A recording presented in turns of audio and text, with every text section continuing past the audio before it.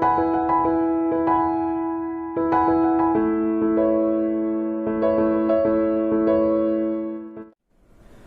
everyone, this is Akash Sukani and welcome to Samarpan Techno School Biology YouTube channel. તમે જોઈ રહ્યા છો lecture number 4 chapter number 3 મનુષ્યમાં લિંગી પ્રજનન. લેક્ચર નંબર 3 સુધી આપણે નર પ્રજનન તંત્રની વાત કરી અને નર પ્રજનન તંત્રની અંદર શુક્રકોષ જનનની પણ વાત કરી. આજના લેક્ચરથી આપણે સ્પેસિફિકલી ફોકસ કરીશું માદા પ્રજનન તંત્ર ઉપર. ટેક્સ્ટ બુકની અંદર તમને બધું મિક્સ આપેલું છે, આપણે અલગ અલગ પાડીને દર્શાવીએ, બરાબર? કે નરનું પહેલા, પછી માદાનું, પછી જે કે પણ પ્રજનનની પ્રક્રિયા છે એ બધું. તો without wasting time let's begin the lecture number 4. માદા પ્રજનન તંત્રની માદા પ્રજનન તંત્ર આકૃતિ સહ વર્ણવો તમને 4 માર્ક્સ ની અંદર પૂછે. તો આકૃતિ કઈ દોરવાની? આ. ઓકે, સિમ્પલી તમારે આ એક લેયર બનાવીને આ શિંગડા જેવું કંઈક બનાવી દેવાનું પહેલા, પછી અહીંયા નાસપતિના આકાર જેવું કંઈક બનાવી દેવાનું. ઓકે, અંદરની દિવાલ ડ્રો કરી દેવાની. બહુ જ સિમ્પલ આકૃતિ છે.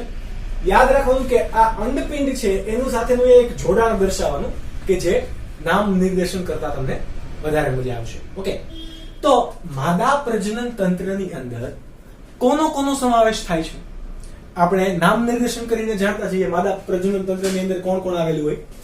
ઓકે, આ ભાગ છે એ શું છે? 1 અને 2 એ અંડપિંડ. શું આવેલા છે? એ અંડપિંડ. અંડપિંડ બાદ આ આખો જે ભાગ છે એને શું કહેવાશે? અંડવાહિની. શું કહેવાય? અંડવાહિની. ચલો, અંડપિંડની સંખ્યા કેટલી? 2. અંડવાહિનીની સંખ્યા કેટલી? 2.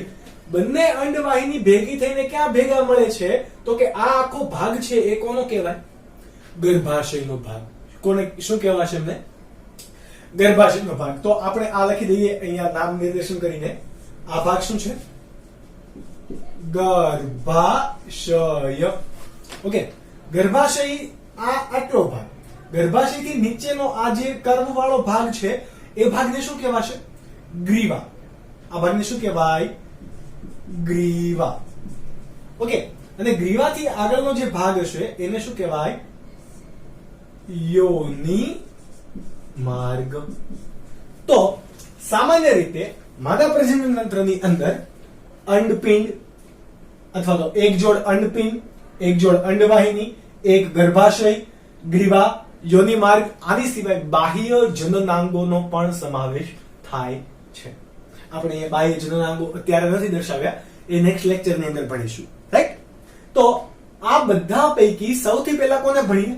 અંડપિંડને.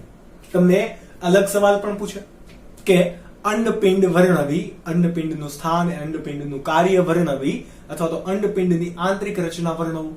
કોઈ પણ રીતે તમને સવાલ પૂછી શકે 2 માર્ક્સ માટે. અને આની અંદર તમે લખો તો કન્ટિન્યુ પણ પૂછી શકે. ઓકે, તો આપણે સૌથી પહેલા કોની રચનાની વાત કરીએ? A ફોર અંડપિંડ. એવું નથી, પણ આપણે ABCD પ્રમાણે નામ દર્શાવ્યું, બરાબર? કે અંડપિંડ ક્યાં આવેલું છે? આખું માદા પ્રજનન તંત્ર આવેલું ક્યાં હોય? તો સામાન્ય રીતે આપણે મનુષ્ય હોઈએ, નર હોઈએ કે માદા, નર કે માદાની અંદર મૂત્રનો સંગ્રહ કરતી કોથળીને શું કહેવાય? મૂત્રાશય. અને મળનો સંગ્રહ કરતી કોથળીને શું કહેવાય? મળાશય. આપણે આવી રીતે ઊભા હોઈએ તો આગળની સાઈડ શું આવેલું હોય? મૂત્રાશય. પાછળની સાઈડ, જે સાઈડ ગુદાદ્વાર આવેલું હોય એ સાઈડ શું આવેલું હોય? નિતંબ મેખલા પાસે મળદ્વાર. તો આ માદા પ્રજનન તંત્ર કે ગર્ભાશય, આ અંડપિંડ ક્યાં જોવા મળશે? ક્યાં જોવા મળે? તમે વિચારો. શું મળાશય કે મળદ્વારની ઉપર, મળાશયની ઉપર કે મૂત્રાશયની ઉપર? તો કે નહીં. અંડપિંડ એ ક્યાં જોવા મળશે? નિતંબ ગુહાની ઉપર. યાદ રાખજો, ક્યાં? નિતંબ ગુહાની ઉપર, ઉદરથી નીચે. કઈ જગ્યાએ? નિતંબ ગુહાની ઉપર. આપણે લખતા જઈએ સ્થાન. નિતંબ ગુહાની ઉપર. પરંતુ આ નિતંબ ગુહા અને આ આપણો આ પેટના ભાગને શું કહેવાય? ઉદર. તો ઉદર ગુહાની નીચે, એટલે બંનેની વચ્ચે, બરાબર? નિતંબ ગુહાની ઉપર અને ઉદર ગુહા ની નીચે કેટલા આવેલા છે? 2. કેવી રીતે છે? આગળ પાછળ છે તો કે નહીં, આમ 2 અલગ અલગ સાઈડ હશે. તો આ 2 સાઈડ હોય એને શું કહેવાય? પાર્શ્વ બાજુ. શું કહેવાય? પાર્શ્વ બાજુએ જોડમાં આવેલ છે કે નથી આવેલું? ઓકે. આ માદા પ્રજનન તંત્ર ક્યાં આવેલું હોય? માદા પ્રજનન તંત્રનું સ્થાન તમને પૂછે. કોનું? માદા પ્રજનન તંત્રનું સ્થાન. તો મળાશય અને મૂત્રાશયની વચ્ચે. આ એક વસ્તુ યાદ રાખવાની. કોની? મળાશય અને મૂત્રાશયની વચ્ચે. તમને ગર્ભાશયનું સ્થાન પણ પૂછ્યું હોય તો પણ તમે કહી શકો. કેમ? તો કે એ પણ કોણ છે? માદા પ્રજનન તંત્રનો ભાગ. તો એ વાત રહી. હવે આપણે એની રચના જોઈએ. કોની? અંડપિંડની. ઓકે. અંડપિંડ એક જોડમાં આવેલું છે, પણ કેવી ગ્રંથિ છે? બરાબર. અહીંયા આપણે દર્શાવીએ સ્થાન. કાર્ય પહેલા દર્શાવી દઈએ. ચલો, કાર્ય શું છે? અંડકોષો અને સ્ટેરોઇડ અંતઃસ્ત્રાવ ઉત્પન્ન કરે. એનું કાર્ય શું છે? અંડકોષ. અંડપિંડમાંથી શું બનશે? અંડકોષ અને સ્ટેરોઇડ અંતઃસ્ત્રાવ. સ્ટેરોઇડ અંતઃસ્ત્રાવ કયા કયા હશે? માદા પ્રજનન તંત્ર હોય તો અહીંયા કયા કયા હોય? ઇસ્ટ્રોજન અને પ્રોજેસ્ટેરોન. બરાબર. બંને અંતઃસ્ત્રાવો ક્યાંથી ઉત્પન્ન થશે? અંડપિંડની અંદર આવેલી પુટિકાઓમાંથી. એ કઈ રીતે? એ આપણે હમણાં થોડી વાર પછી જાણીએ. બરાબર. પણ સ્ટેરોઇડ અંતઃસ્ત્રાવ કે જાતીય અંતઃસ્ત્રાવ છે એ કોણ ઉત્પન્ન કરશે? માદાની અંદર અંડપિંડ. ઓલરાઈટ. તો હવે એની રચના કેવી હોય? શું એની રચનાની અંદર જોઈએ તો કેવા રંગની ગ્રંથિ છે? બદામી રંગની ગ્રંથિ. બદામી રંગની ગ્રંથિ છે. બરાબર. એની સાઈઝ આપણે જોવા જોઈએ. કે શું જોવા જોઈએ? સાઈઝ. તો લંબાઈ, પહોળાઈ અને ઊંચાઈ હશે. તો આ અંડાકાર છે એ તમે યાદ રાખજો. કેવી છે? અંડાકાર. તો અહીંયા કેવી હશે? લંબાઈ, પહોળાઈ અને ઊંચાઈ. આ 3 વસ્તુ છે. લંબાઈ કેટલી છે? યાદ રાખો, 2 થી 4 સેન્ટીમીટર. પહોળાઈ કેટલી છે? 2 સેન્ટીમીટર. ઊંચાઈ કેટલી છે? 1 સેન્ટીમીટર. રંગ કેવો છે? બદામી રંગ છે. એકદમ સિમ્પલ. તો આ એક વસ્તુ તમારે યાદ રાખવાનું રહેશે. આ એની થઈ ગઈ રચના. હવે એ જોડાયેલું ક્યાં છે? જુઓ, આ ગર્ભાશયની દિવાલ છે. કોની? ગર્ભાશયની દિવાલ છે એની સાથે જોડાયેલું છે. પણ આ ગર્ભાશય કે અંડપિંડ આની બીજા કોની સાથે જોડાયેલું હોય? તો કે નિતંબની દિવાલ. કોની? નિતંબની દિવાલ. કોઈ જોડાણ આપણે અહીંયા દર્શાવીએ. સોરી, અહીંયા હું દર્શાવું. જોડાણ કોની સાથે થયેલું છે? નિતંબ દિવાલ કે ઇંગ્લિશમાં જેને શું કહેવાય? Pelvic wall. શું કહેવાય? Pelvic wall. નિતંબ દિવાલ અને ગર્ભાશયની દિવાલ વડે સ્નાયુબંધ. તમે અસ્થિબંધ અને સ્નાયુબંધ વિશે ભણી ગયા. સ્નાયુઓને જોડાણ કરતો હોય અથવા તો સ્નાયુ વડે જોડાતા ભાગ એ ભાગે શું હોય? સ્નાયુબંધ. બંધ બોલે તો જોડાણ. તો નિતંબની દિવાલ અને ગર્ભાશયની દિવાલ સાથે એ સ્નાયુબંધ વડે અંડપિંડ જોડાયેલું હશે. બરાબર. હવે અંડપિંડ અહીંયાથી પડી પણ ના જાય એટલા માટે અંડપિંડની આ સ્નાયુબંધ શું કરશે? અંડપિંડનું સ્થાન જાળવી રાખશે. શું જાળવી રાખશે? સ્થાન જાળવી રાખશે. ચલો, આ અંડપિંડ જે ભાગે અહીંયા જોડાયેલું છે એ ભાગે અંડપિંડમાં શું આવેલું છે? નાભી કેન્દ્ર. શું આવેલું હોય? આપણે અહીંયા લખી દઈએ અથવા આંતરિક રચનાની અંદર દર્શાવીએ. બરાબર. કે નાભી કેન્દ્રો કોને કહેવાય? તો આંતરિક અથવા તો અત્યારે પણ દર્શાવીએ. અંડપિંડની અંદર ઘણી બધી રુધિર વાહિની, ચેતાઓ, આની સિવાય ઘણા બધા જરૂરી ઘટકો દાખલ કરવા માટે કોઈક વહન નલિકાઓ આવેલી હોવી જોઈએ કે ના આવી જોઈએ? વહન નલિકા એ અંડપિંડની અંદર કયા ભાગેથી પ્રવેશશે તો એ ભાગ હશે એને શું કહેવાય નાભી કેન્દ્ર શું કહેવાય નાભી કેન્દ્ર ઓકે આ નાભી કેન્દ્રની વાત થઈ ગયા બાદ હવે આપણે શું કોને ડ્રો કરીએ તો અંડપિંડને ડ્રો કરીએ આ રેડ કલરથી આપણે જે દર્શાવ્યું છે આનો આડછેદ લઈએ બરાબર આડછેદ લઈએ તો કેવો દેખાશે ચમચી જેવું થોડીક આ એની આ ઊંડાઈ આપણે આડછેદ લીધેલો છે શું લીધેલું છે આડછેદ બરાબર આખું હશે એમાંથી આપણને અડધું દેખાય છે તો અંડપિંડની આંતરિક રચનાની જો વાત કરીએ તો આ ભાગેથી શું અંદર પસાર થતું હશે ઘણી બધી રુધિર વાહિનીઓ ચેતાઓ પસાર થતી હશે તો આ ભાગને શું કહેવાશે નાભી કેન્દ્ર હું એ તમને દર્શાવી દઉં આ ભાગને શું કહેવાય નાભી કેન્દ્ર કે જ્યાં શું થતું હોય રુધિર વાહિની અને ચેતાઓ દાખલ થાય એ ભાગ કોણ નાભી કેન્દ્ર ત્યારબાદ અંડપિંડની સૌથી બહારનું રક્ષણાત્મક આવરણ જેવી રીતે શુક્રપિંડમાં પણ હતું ઓકે અહીંયા સૌથી બહારનું આવરણ એને શું કહેવાશે જનન અધિચ્છદ કેવું જનન અધિચ્છદ કે જે કયા કોષોનું બનેલું હશે સાદા ઘનાકાર કોષોનું જનન અધિચ્છદને અહીંયા આવી રીતે દર્શાવું આ જોજો સોરી સૌથી બહારનું આવેલું આવરણ એ કયું હશે જનન અધિચ્છદ આ રીતે કે જ્યાં કયા કોષો આવેલા હોય સાદા ઘનાકાર કોષો ઘનાકાર કોષો એટલે આવી રીતે તમે દર્શાવી શકો એને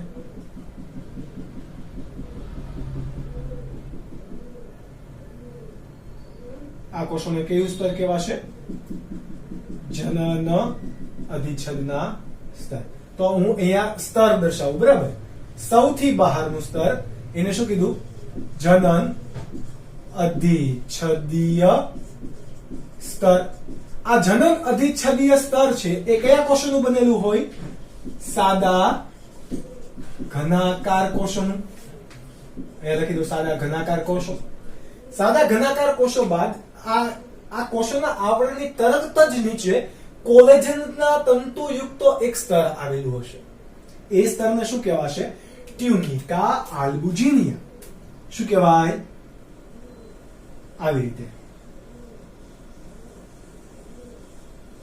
આ ભાગે જે ટપકા ટપકા હું કરું છું એ ભાગે જે આખું અવળું સ્તર છે એને શું કહેવાશે ટ્યુનિકા આલ્બુજિનિયા કે જે શું ધરાવે છે કોલેજન યુક્ત વોટ ઇઝ કોલેજન તો આપણને ખ્યાલ છે બે પ્રકારના તંતુ ઘટક પેશીની અંદર તંતુઓ આવેલા હોય કોલેજન તંતુ અને ઇલાસ્ટિન તંતુ એ પૈકી આ કયા છે કોલેજન તંતુ શાના બનેલા હોય તો કે કોલેજન પ્રોટીનના ઇલાસ્ટિન તો કે ઇલાસ્ટિન પ્રોટીનના બનેલા હોય ઓકે તો આ જે સ્તર છે એ સ્તર આપણું કયું છે અહીંયા દર્શાવી ટ્યુનિકા આલ્બુજિનિયા શાનું બનેલું છે કોલેજન યુક્ત સ્તર અથવા તો કોલેજનના તંતુયુક્ત સ્તર કે જે આપણે અહીંયા દર્શાવ્યું આ બહારનો ભાગ થઈ ગયો કેવો આને તમે ટ્યુનિકા આલ્બુજિનિયાને શું કહી શકો કે જનન અધિચ્છદની તરત પાછળ આવેલ કોલેજન યુક્ત સંયોજક પેશીનું આવરણ એને શું કહેવાય ટ્યુનિકા આલ્બુજિનિયા આ ટ્યુનિકા આલ્બુજિનિયા અને જનન અધિચ્છદીય સ્તર બંને કયો ભાગ રચે છે તો આ બંને ભાગને શું કહેવાશે બહારના ભાગે આવેલું છે એને શું કહેવાય અંડપિંડ બાહ્યક શું કહેવાશે અંડપિંડ બાહ્યક હવે આ ટ્યુનિકા આલ્બુજિનિયાના આ અંદરનો ભાગ આખો આ જે અંદર જેટલો કોઈ પણ ભાગ આવેલ છે એને શું કહેવાય અંડપિંડ આધારક અથવા તો અંડપિંડ મજ્જક બાહ્યક અને મજ્જક આ આધારકનો ભાગ છે એ શું ધરાવે વિવિધ અંડપુટિકા કે જેની અંદર શું આવેલો હોય અંડકોષ. શું આવેલું હોય? અંડકોષ. બરાબર. તો હું અહીંયા અંડપુટિકાઓ દોરું. ચલો, આ ભાગ સૌથી આની અંદર અંડપુટિકા વિકાસ પામશે અને વિખંડન પણ પામશે. કોની અંદર? અંડપુટિકાની અંદર જ. આ અંડપુટિકાનો વિકાસ પ્રાથમિક ધોરણે કેવો હશે? આવો. આ કઈ આપણને ખબર આમાં પડે નહીં, કે પુટિકા જેવું છે. આ શું છે? અંડપુટિકા. ત્યારબાદ આ અંડપુટિકા વિકસતી જશે. બરાબર. એની અંદર હવે આવું રીતે એક આવરણ, એક કોષ્ટક દેખાશે અને એક એમાં શું દેખાશે? અંડકોષ દેખાશે. બરાબર. કે જેની આ અંડપુટિકાની અંદર શું બનવાનું છે? અંડકોષ. શું બનવાનું છે? અંડકોષ. ચલો, ત્યારબાદ આપણે એક મોટી પુટિકા અહીંયા દર્શાવીએ કે જેનો વધારે વિકાસ થઈ ગયો છે. બરાબર. જેનો વિકાસ વધુ આપણને દર્શાવાય છે. આ આખી પુટિકા છે. આ વચ્ચે એક અવકાશ હશે. એ અવકાશનું કાર્ય હશે અંતઃસ્ત્રાવોનો સ્ત્રાવ કરવો. બરાબર. કયા અંતઃસ્ત્રાવ? તો એ પણ આપણે જાણીએ. ઇસ્ટ્રોજન. કયા? ઇસ્ટ્રોજન. આ બ્લુ કલર થી દર્શાવ્યું છે એ કોણ છે? અંડકોષ. બરાબર. શું છે? અંડકોષ. અને આ વચ્ચે અવકાશ છે એને શું કહેવાય? એટ્રિયમ. ચલો, આ આખી પુટિકા છે. આ પુટિકાને શું કહેવાશે? ગ્રાફિયન પુટિકા. જો અહીંયા દર્શાવું છું. ગ્રાફિયન પુટિકા. શું? ગ્રાફિયન પુટિકા કોને કહેવાય? કે જેની અંદર જે પુટિકા પરિપક્વ છે અને અંડકોષ જે ધરાવે છે એને શું કહેવાશે? ગ્રાફિયન પુટિકા. આ ગ્રાફિયન પુટિકામાં અહીંયા આવેલો અવકાશ, કોણ? આવેલો અવકાશ એ કયા અંતઃસ્ત્રાવોનો સ્ત્રાવ કરશે? તો કે અહીંયા યાદ રાખો, ઇસ્ટ્રોજનના સ્ત્રાવ માટે કોણ જવાબદાર હશે? ગ્રાફિયન પુટિકા. કોણ? ગ્રાફિયન પુટિકા. ખાસ યાદ રાખજો. ગ્રાફિયન પુટિકામાંથી કયો અંતઃસ્ત્રાવનો સ્ત્રાવ થશે? તો કે ઇસ્ટ્રોજન. કયો? ઇસ્ટ્રોજન.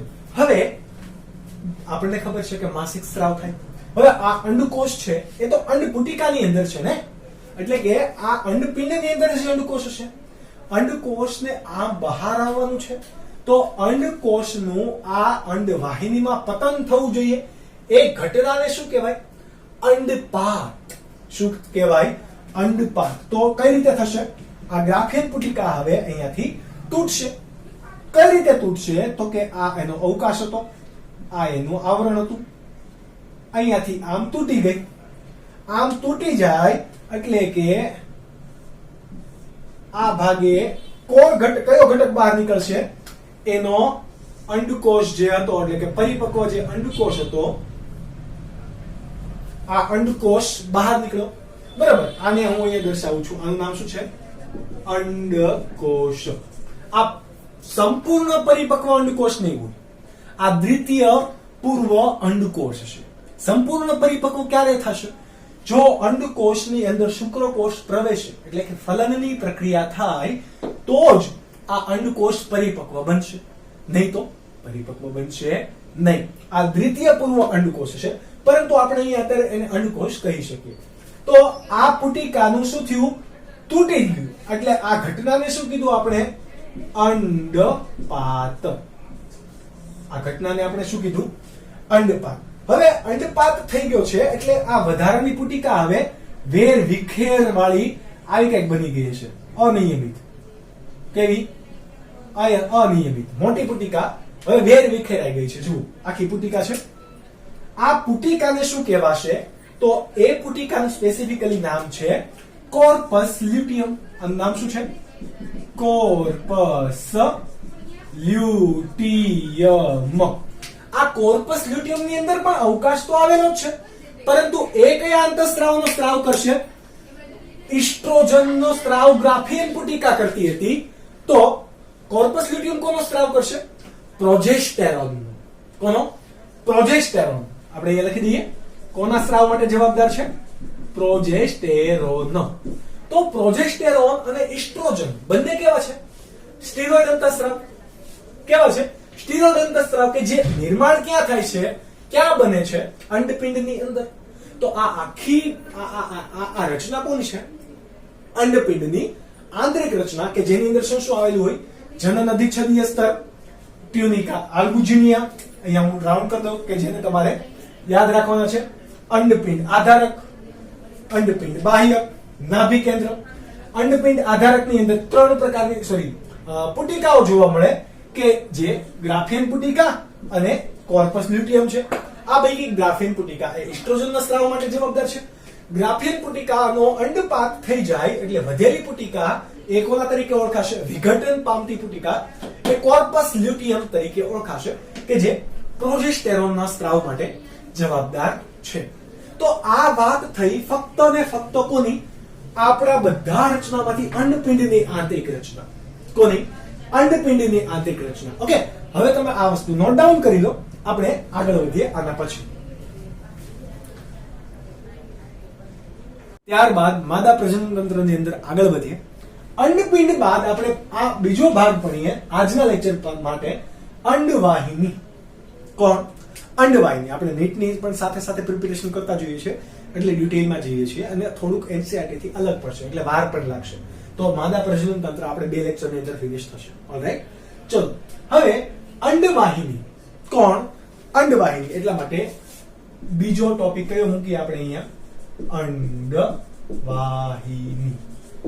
આ અંડવાહિની એ ક્યાં આવેલી છે? તો કે આ અંડપિંડની પરિઘવર્તી અથવા તો અંડપિંડની તરત નજીકના ભાગેથી લંબાઈને આ વાહિની ગર્ભાશય સાથે જોડાયેલી છે કે નથી? તો આ એક જોડ આવેલી વાહિનીને શું કહેવાય? અંડવાહિની. શું કહેવાશે?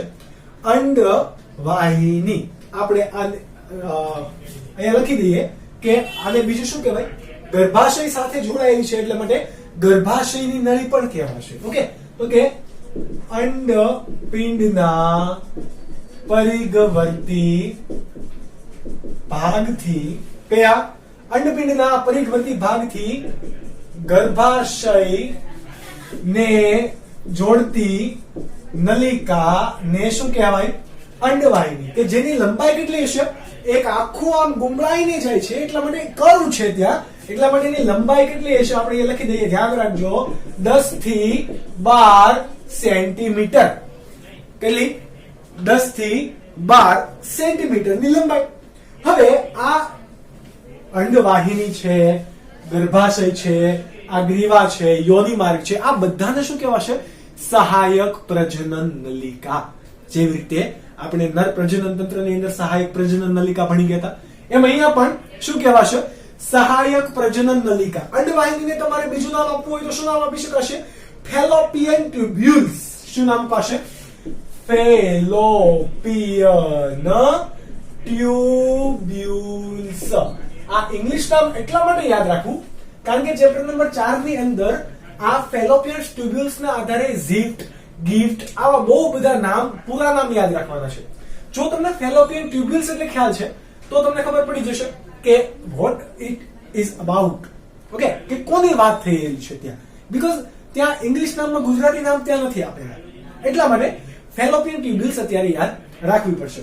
હવે આ અંડવાહિની છે એ 3 ભાગ ધરાવતી છે. કેટલા ભાગો? 3 ભાગો. કયા કયા ભાગો? તો આપણે અહીંયા દર્શાવીએ. કયા કયા? પહેલો ભાગ છે ફિમ્બ્રી અથવા ચલો પહેલો ભાગ કોણ છે? ફિમ્બ્રી. ફિમ્બ્રી એ સૌથી આગળ આવેલો ભાગ કે જેને આપણે બીજું કેવું હોય તો શું કહેવાશે? ઇનફંડિબલ અથવા તો અંડવાહિની નિવાપ. આપણે ફિમ્બ્રી ના કહેતા શું કહીએ એને? અંડવાહિની નિવાપ. અંડવાહિની નિવાપ. ત્યારબાદ એક અંડવાહિની નિવાપ ક્યાં હશે? આ ભાગ ગળની જેવો આકાર છે ને, તો એ ગળની જેવો આકારને શું કહેવાશે? અંડવાહિની નિવાપ. ઇંગ્લિશમાં એનું નામ કેવું હોય તો એને શું કહેવાય? ઇનફંડિબલ. શું કહેવાશે? ઇનફંડિબલ. આ ઇનફંડિબલ. ત્યારબાદ આ લંબાયેલો નળાકાર જે ભાગ છે, બરાબર, એને શું કહેવાશે? તુંબિકા. શું કહેવાય? હું અહીંયા બ્લેક માર્ક કરી દર્શાવું જેનાથી ભેગું કઈ થાય નહીં. ઓકે, તુંબિકા. અને ઇંગ્લિશમાં કેવું તો એને શું કહેવાય? એમ્પ્યુલા. શું કહેવાશે? એમ્પ્યુલા.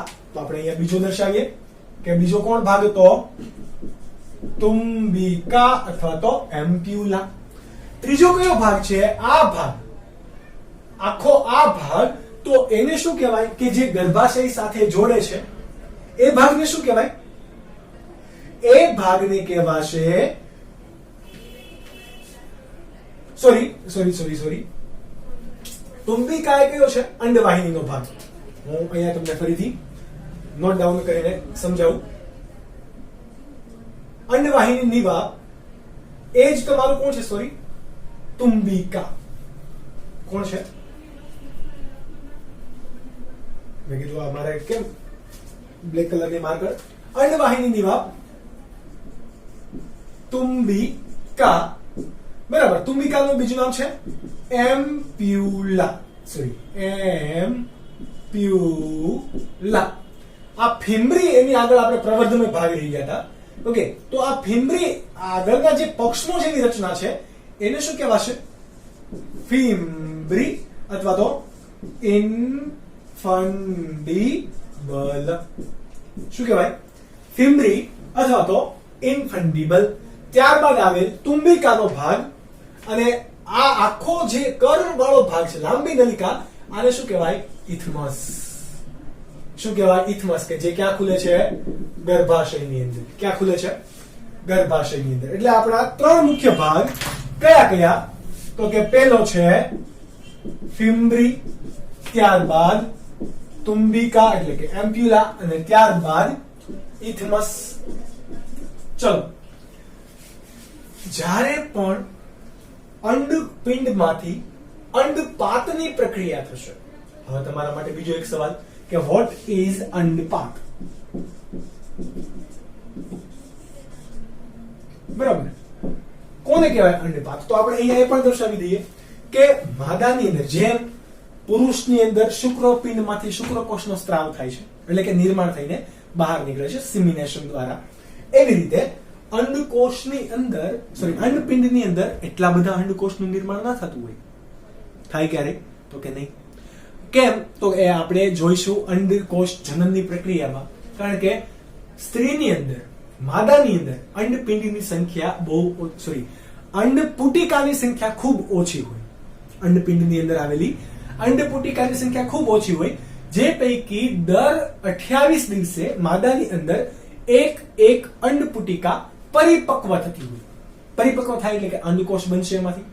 તો દર 28 દિવસે એક પરિપક્વ અંડકોષ બનશે અને આ અંડકોષ એ પતન થઈને ક્યાં આવશે? ક્યાં આવે? આ ફિમ્બ્રી વાળા ભાગે. ફિમ્બ્રી એને ગ્રહણ કરશે. બરાબર. આ અંડપિંડ હોય, અહીંયા સપોઝ કે આ અંડપિંડ છે, તો ફિમ્બ્રી વાળો ભાગ કેવો છે? પક્ષનો વાળો ભાગ. બરાબર. ઓકે, તો એને શું કરશે? ગ્રહણ કરવામાં મદદ કરશે. અંડકોષ આવે છે કેચ કરશે. એ કામ કોનું હશે? ફિમ્બ્રીનું. ઓકે, કઈ પ્રક્રિયા બાદ થશે? તો કે અંડપાત બાદ થશે. તમારે અંડપાત વિશે તમારે શું રાખવાનું? યાદ રાખવું પડશે. ઓકે, અંડપાત વિશે તમે યાદ રાખો કે દર 28 દિવસે પરિપક્વ માદામાં અંડપુટિકામાંથી અંડકોષ અલગ થઈ અંડવાહિનીમાં આવે. આ પ્રક્રિયાને શું કહેવાય? અંડપાત. હવે આ અંડકોષ છે એ ધીરે ધીરે કરતો ક્યાં જવાનો છે? આ ઇથમસ ગર્ભાશય જોડાણ સ્થાન સુધી જવાનો છે. કોણ? અંડકોષ. કોણ? અંડકોષ. ચલો, ફિમ્બ્રીનું કાર્ય શું હતું? અંડપાત બાદ અંડકોષને ગ્રહણ કરવું. આ કોનું કાર્ય છે? ફિમ્બ્રીનું. ફિમ્બ્રી એટલે સૌથી આગળ આવેલા પ્રવર્ધમય પક્ષમાં પ્રવર્ધમય ભાગ. ત્યારબાદ કોણ છે? તુંબિકા. કોણ? તુંબિકા. આ ફિમ્બ્રીની પાછળ આવેલો નિવાપ જેવો એટલે કે ગળણી આકારનો પહોળો ભાગ કે જેને શું કહેવાય? તુંબિકા. બરાબર. આપણે અહીંયા લખી દઈએ પ્રવર્ધ બાદ પહોળો ગળણી આકારનો પ્રદેશ એ કોણ છે? અંડવાહિનીની વાપ કે જેને આપણે શું કીધું? તુંબિકા. ત્યારબાદ સળંગ નલિકા. આ નલિકા કે જે ગર્ભાશય સુધી જોડાયેલ છે એ નલિકાને શું કહેવાય? ઇથમસ. શું કહેવાય? ઇથમસ. તો કે ગર્ભાશય સુધી જોડાણ પામતી નલિકા ને શું કીધું આપણે? ઇથમસ. શું કીધું? ઇથમસ. હવે કઈ રીતે પ્રક્રિયા થશે? એકચ્યુઅલી જેવો અંડપિંડમાંથી અંડકોષ આવ્યો એટલે પ્રવર્ધો દ્વારા ગ્રહણ થયો, અંડવાહિની નિવાપમાં આવ્યો. હવે ધીરે ધીરે આ અંડવાહિની અંદર શું આવેલું છે? તમે ભણી ગયા કે પક્ષમલ અધિચ્છદ હોય. શું હોય? ઘનાકાર પક્ષમલ અધિચ્છદ. તો આ બધા પક્ષમલ અધિચ્છદ હોવાથી ત્યાં એની અંદરની વાહિનીએ શું આવેલા હોવાના છે? પક્ષમો આવેલા હોવાના છે. કેવા હશે? પક્ષમોની હાજરી હોવાની. આ પક્ષમો છે એ ધીરે ધીરે આમાં અંડકોષ અહીંયા હોય તો પક્ષમોની આમ ગતિ થશે એટલે અંડકોષ અહીંયાથી અહીંયા આવશે. એવી રીતે ધીરે ધીરે ધીરે ધીરે ધીરે ધીરે કરતો ક્યાં આવશે? અહીંયા સુધી અંડકોષ આવી જશે. એ જોડાણ સ્થાનને આપણે એ ભાગને શું કહીશું? ઇથમસ ગર્ભાશય જોડાણ સ્થાન. અહીંયા અંડકોષ પડ્યો રહેશે. અંડકોષ અહીંયા સુધી આવશે નહીં. કેમ? તો કે અહીંયાથી કોઈ પ્રવર્ધમય આવરણ નથી તો અહીંયા કોઈને ધક્કો નહીં મારે એટલે અંડકોષ ક્યાં પડ્યો રહેશે? અહીંયા. સમજ પડી? તો હવે શુક્રકોષને ફલન કરવા માટે શુક્રકોષ ક્યાંથી આવશે? યોની માર્ગમાંથી ગ્રીવામાંથી અહીંયા ગોતતા ગોતતા જશે. આ બાજુ તો કે આ બાજુ કાઈ નથી ભાઈ, ઓલી બાજુ ઓલી બાજુ ઓલી બાજુ. તો આ બાજુ ગયા આ ઇથમસ ગર્ભાશય જોડાણ સ્થાને અંડકોષ આવેલો છે ત્યાં ફલનની પ્રક્રિયા થશે. તો હવે તમને એમ પૂછે કે મનુષ્યની અંદર ફલનની પ્રક્રિયા માદા પ્રજનન તંત્રના કયા ભાગે થાય? તો ગર્ભાશય નહીં, ઇથમસ અથવા તો અંડવાહિની. તમને સ્પેસિફિકલી આપેલું હોય તો પાર્ટ કયો હશે? ઇથમસ અથવા તો અંડવાહિની આપેલું હોય તો એ પણ કરેક્ટ આન્સર થશે. ગર્ભાશયની અંદર શું થાય? એ ફલિતાંડ બને. એનું સ્થાપન એટલે કે શુક્રકોષો અહીંયા આવીને ફલન કર્યું. ફલન બાદ આ અહીંયા આવશે, અહીંયા જાય, અહીંયા જાય, અહીંયા જાય, અહીંયા ગમે ત્યાં એ આવરણની અંદર ગર્ભાશયનું જે આવરણ છે એમાં સ્થાપન થશે કે જ્યાં હવે એ ધીરે ધીરે ધીરે વિકાસ પામીને ગર્ભ બનશે, ગર્ભમાંથી ભ્રૂણ બનશે, ભ્રૂણમાંથી ધીરે ધીરે શિશુ બનશે, શિશુમાંથી એનો પ્રસવ થઈને બાળક બનશે, બાળક ધીરે ધીરે મોટું થશે, મોટો થઈને ક્યાં? તો કે આપણા વિડિયો લેક્ચર જોશે અને પછી તો કે વાંચશે, ભણશે, મજા કરશે. ઓકે, તો આ વાત હતી માનવ પ્રજનન તંત્રની અંદર અંડપિંડ અને અંડવાહિની. નેક્સ્ટ લેક્ચરની અંદર આપણે વાત કરીશું ગર્ભાશય, યોનિમાર્ગ, ગ્રીવા અને બાહ્ય જનનાંગો તથા સ્તન ગ્રંથિની. તો ત્યાં સુધી આ તમે વાંચતા રહો, મહેનત કરતા રહો. મળીએ આપણે નેક્સ્ટ લેક્ચરમાં. ત્યાં સુધી bye bye and take care.